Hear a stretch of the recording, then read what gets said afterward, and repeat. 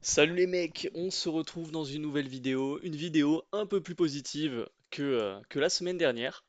C'est vrai que la semaine dernière c'était un peu la misère, j'avais perdu mon funded, etc. Donc là j'ai repris un challenge.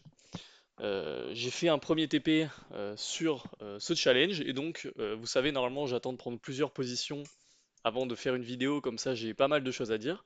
Mais étant donné que c'était la déprime la semaine dernière et que là j'ai commencé cette semaine avec un TP, bah, je me suis dit, écoutez, je vais vous expliquer un petit peu la position et comme ça va nous permettre un petit peu de discuter aussi. Comme vous savez, je suis pas mal solo dans cette aventure, donc ça me permet de parler avec des gens, de parler de trading, quoi. Donc voilà. Donc on va parler de la position sur Euro USD aujourd'hui et également ce qui s'est passé sur Odd USD. C'était super intéressant. On avait un buy qui était potentiellement prenable ici, je détaillerai aussi, et surtout que ça a respecté totalement mon scénario HTF. Vous voyez, on a retracé pile dans cette zone ici, et donc là, moi je m'attends à un move jusqu'ici pour après réagir ici. Voilà. Voilà pour mon billet sur Odd USD, mais du coup j'ai pas chopé le buy et on va détailler un petit peu tout ça, mais du coup on va commencer sur EU. Donc sur EU, qu'est-ce qui se passe? On va analyser un petit peu plus en termes d'HTF parce que ça fait longtemps que j'ai pas trop parlé. Donc qu'est-ce qui s'était passé? Il s'est passé qu'on a laissé énormément de liquidités ici et moi mon biais sur du HTF c'est d'aller choper tout ça. Après étant donné qu'on fait de l'intraday et qu'on rentre sur du M1, du M5, du M3, des trucs comme ça, le fait que le prix sur du long terme doit aller chercher tout ça, euh, ça impacte pas forcément notre trading daily, mais il faut avoir en tête quand même ce biais HTF, c'est super intéressant. Moi, mon scénario, c'est un truc comme ça, hop, hop, mais encore une fois, il faut s'adapter, etc. Enfin, en fonction de ce que le prix nous donne. Hop, je vais juste enlever ça, est-ce que le micro fonctionne? Le micro fonctionne. Donc sur du 4 heures, qu'est-ce qu'on a? C'est vrai qu'en ce moment, pour être honnête, moi je regarde assez EU, GU, le gold, ce genre de trucs, mais EU et GU, c'est vrai que c'est un peu... à part la vente ici qui pour moi était obvious, la deuxième vente ici qui était sympa, le buy après le sweep ici qui aurait pu se prendre également, c'est vrai que là, pour être honnête, je ne sais pas trop. Je ne sais pas trop pourquoi. Parce que chercher une vente, enfin je veux dire, là j'ai pris une vente, mais je vous expliquerai, mais une vente pour la tenir, hop, attendez, je me fais spam, je sais pas pourquoi. Tenir une vente ici, je sais pas, un truc comme ça, jusqu'à là-bas, sachant que ici on sweep pas de liquidité et qu'on a tout ça, regardez-moi, tout ça à choper, tu vois, c'est pas forcément super intelligent, donc je garderai pas une vente très longtemps ici, tu vois. C'est pour ça qu'en ce moment, sur EU et GU, je m'intéresse vachement aux liquidités LTF, mais la probabilité des setups est beaucoup plus faible, tu vois. Donc voilà, qu'est-ce que je voulais dire? Ouais, on avait également réagi dans un VI Weekly, donc comme je vous ai dit, je note pas énormément de zones, mais le peu de zones que je note, regardez, ça me permet d'avoir hop, hop, la réaction ici, et là, vous voyez que là, bah là, pour être honnête, je sais pas trop ce qui peut se passer. J'ai pas regardé en termes de mois aussi, qu'est-ce qui se passe? Pas terrible la bougie. Vous voyez, une bougie comme ça, c'est très probable qu'on vienne clôturer sous la mèche ici, et que la bougie du mois d'après, ça vienne englober la bougie pour poursuivre la chute. Voilà. Je m'éparpille totalement. Ça fait trop longtemps que j'ai pas parlé d'analyse technique avec vous. Je suis en manque. Donc, on va ici. On va ici. Je vais juste voir avec le DXY. Ouais, regardez, on a un SMT entre ces deux highs ici. Euh, alors attendez, je vais juste voir un truc. J'ai pas regardé le DXY non plus. Est-ce que ça chope? Est-ce que ça chope ça? Ça chope pas ça, intéressant. Ok. Donc à la hausse, donc à la baisse. Ok. Bah ça me conforte dans l'idée que ça va chuter, mais je trouve ça quand même bizarre de laisser tout ça, tu vois.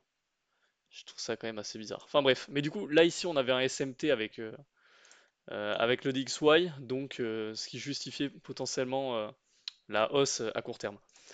Donc, qu'est-ce que je voulais vous dire? Ouais, on va aller discuter un petit peu de ce qui s'est passé dans la journée. Donc, moi, j'arrive le matin, comme d'hab, vous savez que je repère les liquidités. Donc là, j'ai pas fait la session de Londres. Il y avait potentiellement un buy à choper après le sweep de cette OB ici. Après, on a très peu réagi, on n'a pas fait de cassure de structure, donc c'est pas forcément le sweep de liquidité que j'aime bien. Mais du coup, attendez, on va revenir avant ma prise de position.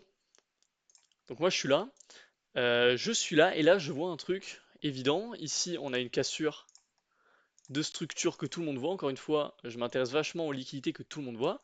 Qu'on revient ici dans cette OB, qu'on offre une superbe réaction, parce que comme vous pouvez voir ici, on casse la structure. Donc là, je me dis, ok, pour l'instant, la chose dont je suis sûr, c'est qu'il y a des gens qui ont leur SL ici. Ok.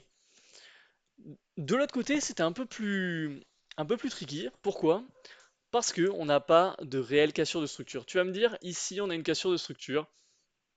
Comme je vous ai dit, si c'est pas super évident, j'aime pas trop parce que peu de personnes vont se positionner. Par contre, ce que j'ai bien aimé, c'est qu'on a offert une cassure très visible ici durant le lunch. Et donc vous savez qu'entre 11 heures et midi, vers là, les highs qu'on crée, souvent, ça va être de la liquidité. Donc, je me suis dit, est-ce que les gens n'auraient pas essayé de vendre comme ça, tu vois, un truc comme ça. Et donc, qu'on avait des SL ici, et donc il aurait été intéressant, lors de la kill zone de 14 heures, de venir choper ça et d'aller jusqu'ici. C'était mon plan de base. Je me suis dit pourquoi pas, j'ai pas forcément de biais HTF. Il y a un truc intéressant qui se passe aussi, c'est que regardez, on a une superbe accumulation, on n'a pas chopé tout ça. Donc on a un intérêt de revenir ici. Après, je réfléchis si ça ressemble à un market maker model. Mais vu qu'on a chopé cette liquidité là, je sais pas trop. Enfin bref, du coup là je me suis dit ok, je vais faire un trade où je vais être l'intermédiaire entre ces deux liquidités. Et donc là j'ai attendu qu'on sweep. On a sweepé et là tu vas me dire pourquoi t'es pas rentré direct?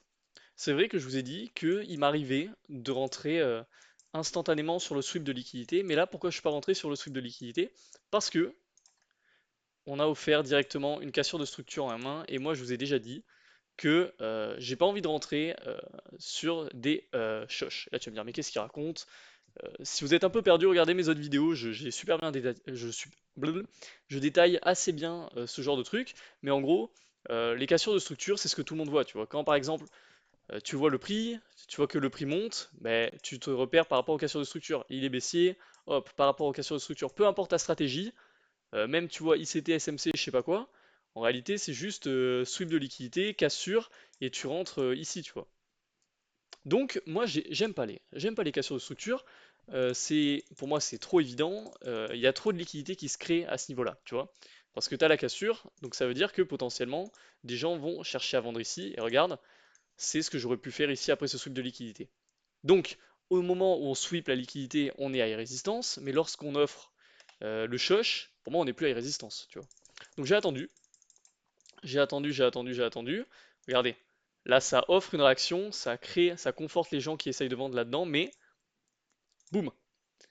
Et là regardez, c'est assez intéressant ce qui se passe, parce que regardez, on ne fait pas encore le shosh, donc moi j'aime bien, et on a un shosh en interne ici, dans lequel on réagit dans l'OB, tu vois.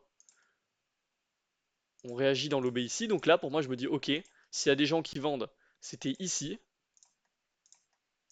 et attendez, hop, j'essaye de détailler au maximum, hein, vu que j'ai qu'une position à présenter là, tu vois.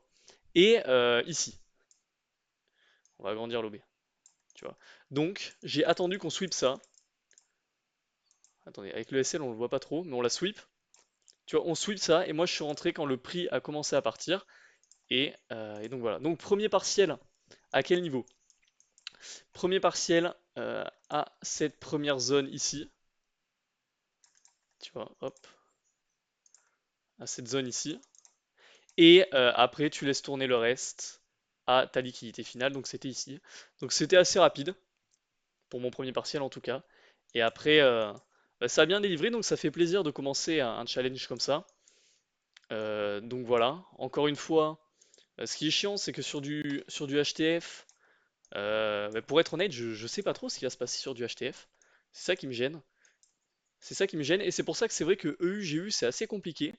Alors que par exemple, le gold, ce genre d'actifs-là, comme les métaux par exemple, c'est assez unidirectionnel. Tu vois, par exemple, comme le Bitcoin, regardez, hop, Bon, je vais pas l'analyser, mais tu vois, c'est par exemple à partir de là, dès qu'on commence le bear market, tu te doutes qu'on va continuer à chuter, tu vois, enfin, ça t'empêche pas de prendre des bails, etc. Mais tu sais que le biais de fond c'est baissier, alors que là, oui, ok, tu vas me dire, tu nous as dit que c'était à la hausse, mais le prix peut très bien retracer ici, peut très bien continuer plus bas, etc. Tu vois.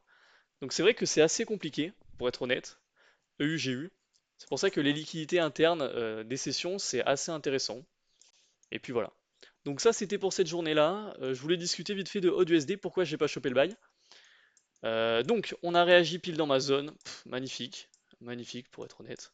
Et donc là, quand on arrive le matin, là, tu vas me dire, enfin, comme vous savez, moi, j'aime bien rentrer après des sweeps de liquidité. Et là, tu vas me dire, bah tiens, là, t'avais un sweep de liquidité, etc. Pourquoi t'es pas rentré ici?